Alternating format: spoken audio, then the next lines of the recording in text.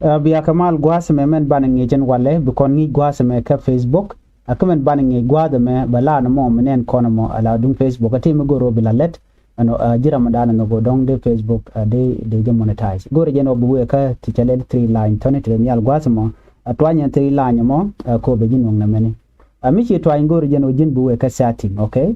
setting and privacy jeno gwada me dong ken and this one setting and privacy atwanya na money setting and privacy michi twany be jino ngwada mi wer ka setting michi twany te mu goro no bi ngai gwada me michi ben gwasa me ngai kono gwada to kon kame chalela account center right bachi janda na gor kone just scroll where ping gwada me ne te mu goro ben ngai te mu goro be turn on okay mi jira mi mo mi la legible ko dong de monetize okay gor jeno be turn ben ping gwada me ne achana we mi ala mat no ko bi men dan to bi ko la ngai gwada me let's move on.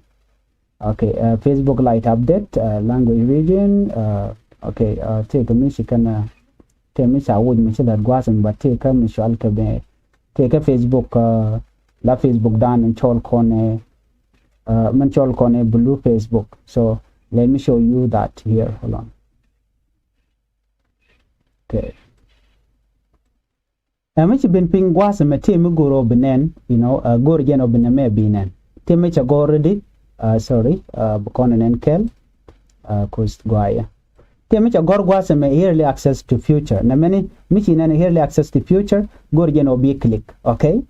Be click. Many click by early access to future. Michi click tem benung guadamo. Ye jugudi tama temicha lare early access to future. Guadame with this on you will try new Facebook futures before they are released. Na me yos kaje guada dana kani monetize. No kani monetize ka Facebook. Be Facebook buna mo bi tikka dudu yo be Facebook point be juk be ko ngaje no ramme ramugoro de monetize so any program mi cikana realika you know ka gorga jeno baje test baje jakli ngamo kenyam ajen do badana je ka monetization so gorga no na me be turn on okay ko turn on and this one ko turn on ajen do badana bi muje ka je abi monetization bi je ka je goro buwe ka setting ka kan dupin kono cin yodo gwadame ko jin Ramadan no go dong de monetize so me can you follow na me be beje mat so ko kuje mo jin goro no bi ngulel bi setting gwada andere jitten bi ngach bi nyu diala kono gori no bi ge chu ngach ko stati ka very important merden dong gore de nyu ka yekel gwas me ka dong de palpinda la mo chelele promote me mi si twan te me be nyode okay jiran and mo men chalke promotion professional board key professional dashboard na me agenda na kujile allow dunda a page by the way but chekulo convert langu a profile chekulo convert la page so michi manager lo profile charge de allow ku ba monetize reason dan ku kono goro banaka convert into page kaje o jin mo dong in the future da la jira mi mo dong de monetize and then the Facebook point there ji allow but michi pele je lo jin ngade jin profile ti Facebook te dia allow ko dong de monetization de reject so keep that in mind go no jin bi profile bi je convert a la page and then me jira mi mo go ba monetize another thing go no jin bi deal cheng win mi mo na ke Facebook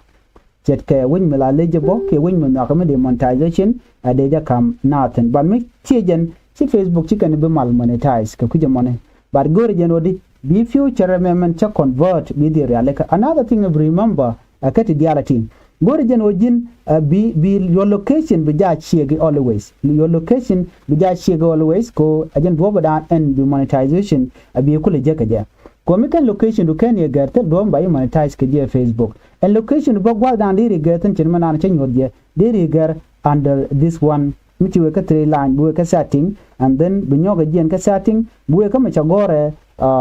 account center ajen gwa dan and gar ka dialtin okay buwe tray gwada mo bi information ko bo gartin deri mobile number deri gar deri email address deri gar and then ko kana content kwa location kwa gartin ala your number mandan use ko your location ko je gar but me chi guro bi gar we mean that chi monetization chi gor but me ti ka country dodian me eligible no need no bi gar kami jiram to wida dien misal eligible te me belel mudu no page brother dien me eligible country be ja admin and then run mislet along to diali sigalat and then baja allow can it in content like Facebook so ne me de la agenda ne gorde nyu akon kel ban nyu je mi de den mi ti ka comment ki ni mi de lara gor pin gwa to mobile do ja